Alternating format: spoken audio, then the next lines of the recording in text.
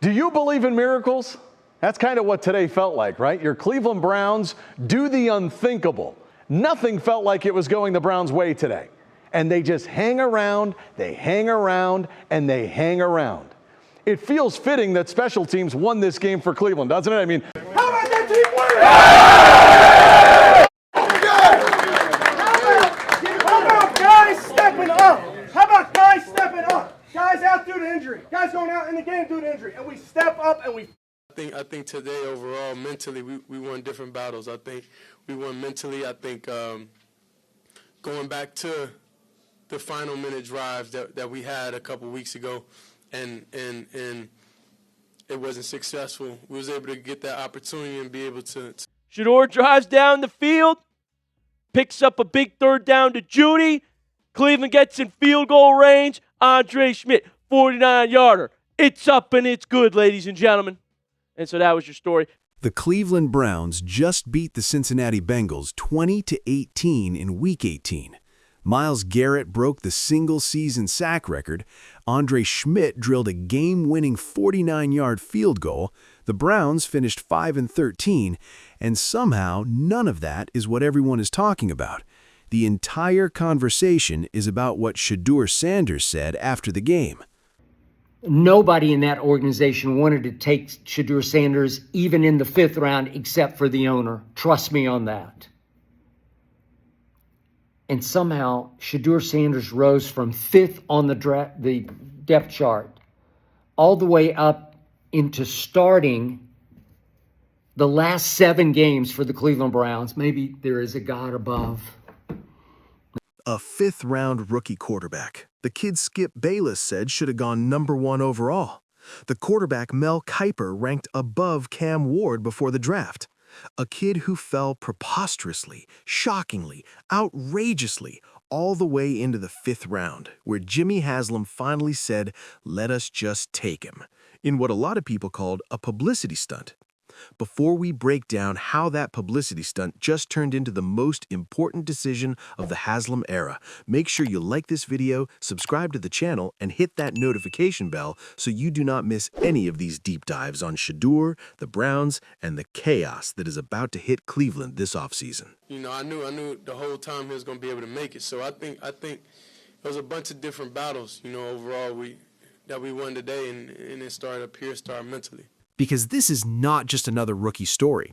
This is a quarterback who started the year buried 5th on the depth chart, who climbed from scout team arm to starting the final 7 games of the season, who just ended his rookie year by beating Aaron Rodgers straight up, then walking into Cincinnati and beating Joe Burrow with an outrageous 64-yard 10-play drive for a walk-off field goal. And after pulling off that miracle, Shedeur walked into his press conference and dropped something nobody saw coming. He started talking about spiritual battles, mental warfare, the devil attacking him. He said his teammates had to pull him back from the edge at halftime. That is not normal NFL quarterback speak. That is raw. That is vulnerable. That is a 23-year-old kid laying his soul out in front of cameras and microphones, and the internet exploded. To really understand how crazy this is, you have to understand the degree of difficulty Shedeur has been dealing with. Skip Bayless laid it out. Pro Football Focus ranked Shedeur's pass blocking dead last in the entire NFL over the 7 games he started. Not bottom 5, dead last. And PFF also ranked his receiving corps dead last. The worst pass protection, the worst receivers, both ranked last in the league. I don't know what more Shedeur could have done with less. He had, by far, through these 7 games he started, the highest degree of difficulty of any rookie quarterback or any quarterback in the league, by far. I'm going to remind you. Highest degree of difficulty of any quarterback in football, not just rookies. Every single quarterback. And going into that Cincinnati finale, he did not even have his best weapons. Harold Fannin Jr., his favorite receiver, hurt against Aaron Rodgers, out. David Njoku, his best tight end, out. Jerry Jeudy, his supposed #1 wideout, gave him 2 catches for 17 yards. That was his top receiver on the day. Offense wasn't perfect, all right, wasn't perfect, but at the end, We had to come through for this football team, and we did move that ball. Well done. Yes, Lord. Hey, defense! So here is the situation. 1:29 left. Joe Burrow has just taken the lead. The season is almost over. The Browns are 5-13. Everything says it is done. And this fifth-round rookie, with the worst protection, the worst weapons, and no margin for error, puts together the drive of his young career. You know, like different battles, you know, that I had to overcome, I just had to overcome. So that's why my body language, everything was off. Like 64 yards, 10 plays, surgical.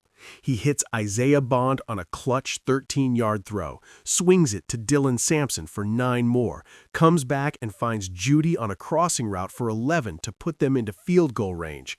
Then Andre Schmidt walks on and nails the 49-yarder. Ball game. Browns win. and we got to end at halftime. We got in the locker room, and like close teammates, close friends was like, nah, bro, get back to being you. You know, so it was that words of encouragement. It was that shoulder to lean on that you need in them crucial moments. So then. But here is what nobody expected. Shedeur walked into that press conference after all that and said he was not even himself in the first half. He talked about spiritual battles all week long. He said his body language was off, his energy was wrong. His mind was in a dark place, that the devil was attacking him, that people around him were causing problems, that he was not right. Then he said his teammates stepped in. At halftime, they basically confronted him, told him, get back to being you. 4 words that changed the game. 4 words that probably saved Cleveland's season finale from slipping away. And in the second half, he came back out, calm, collected, and engineered that game-winning drive like nothing was wrong. That is the part the box score will never show. Everyone will remember 3rd and long to Judy to get into Schmidt's range. Everyone will remember the field goal. But the real story is that a rookie quarterback admitted he was drowning, admitted he was losing the mental battle, then listened when his brothers pulled him back.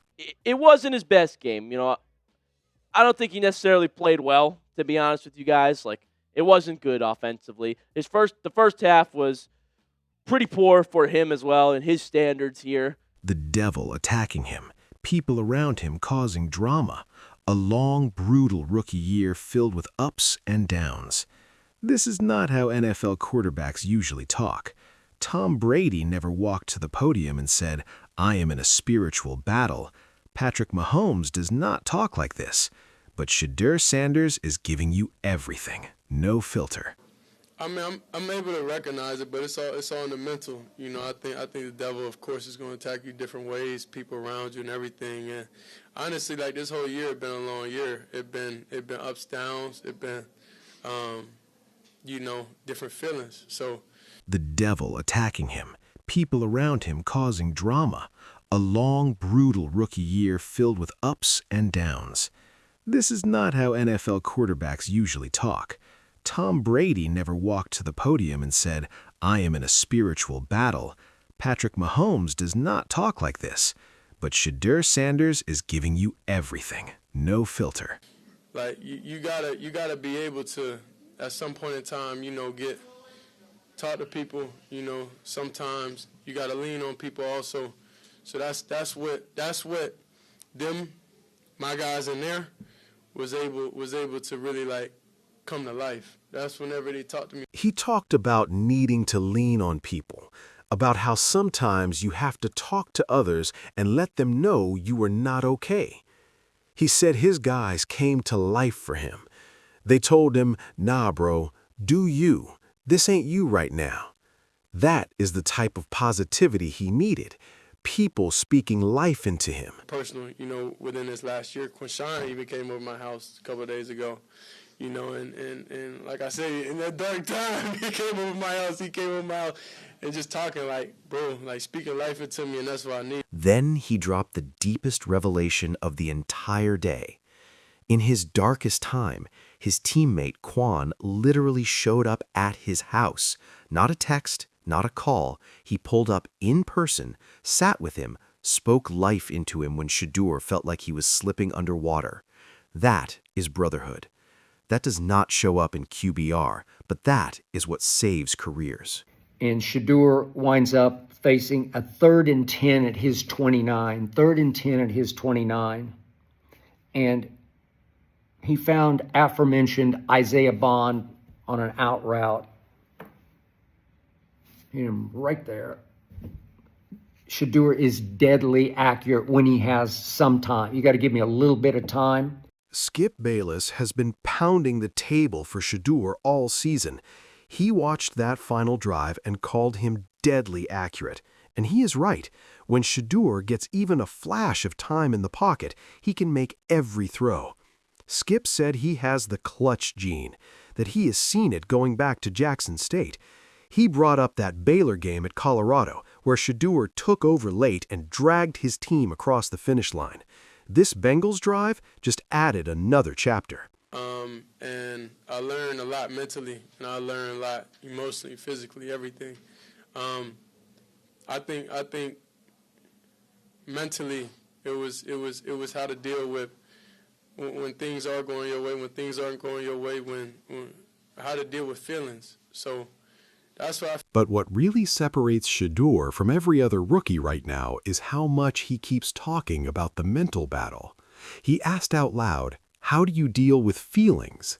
When is the last time you heard an NFL quarterback ask that in a presser? In a league that worships toughness and acts like vulnerability equals weakness, Shedeur just said the quiet part out loud.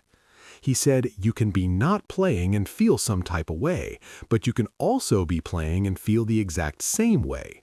That you have to create your own reality, that you need a nucleus of people around you, and it cannot just be family. It has to be teammates and others who understand what this life is really like. He said he needs positivity. He needs people speaking life into him. And when he has that, he can go out and play normal again. Then he dropped the line that might define his entire rookie season. He said, I won the mental battle. Not Offensive Rookie of the Year, not stats, not awards. The mental battle. For a kid who went through what Shedeur did, with dead last protection and dead last receivers, with instability at head coach, with questions from the outside every week, that might be the most important win of all. And the internet is split. Some people are praising him for his vulnerability, for his honesty, for showing that even NFL quarterbacks fight darkness. Others are calling him soft, saying he is making excuses, saying this is not what a franchise quarterback should sound like. Joey listened to Myles Garrett's post-game press conference and caught something that should scare Stefanski's supporters. When Myles was asked if he expects Stefanski back, he basically ducked it, said, however that looks. Translation, I do not care who the coach is, I just want to win. Then when the reporter asked what it has been like to play for Stefanski, Myles said it has been 6 years with more downs than ups, that they have not made enough noise, that he does not know what the future holds, but he will be happy to play for whoever is here. That is your franchise star telling the world the coach has not done enough. That is what losing a locker room sounds like. Skip Bayless has been saying for months that Stefanski never wanted Shedeur, that he worked early to sabotage him, that these two will never work together, and after what we just saw, it is hard to argue. Skip says Shedeur is now far more valuable than Kevin Stefanski, that if you have to pick one, you ride with the quarterback. And while all that is swirling, another storm is brewing around Myles Garrett and the sack record. Garrett got his 23rd sack today on Joe Burrow, breaking the record held by Michael Strahan and tied by T.J. Watt. But social media is tearing it apart. And Shedeur said he knew the whole time that Andre Schmidt was going to hit that 49-yarder. No doubt, because he knew what Schmidt went through at the start of the year. The misses, the heat, the doubt. They had connected over that adversity, over struggling, over fighting through the darkness. That is the real story of Cleveland's season finale, not just the stats, not just the record, the human element, the brotherhood, the mental battles nobody sees until someone is brave enough to say it at a podium. Do you build around Shedeur? Do you package picks and trade up for another quarterback? Do you sign a veteran to compete? Those are the questions that will define this offseason.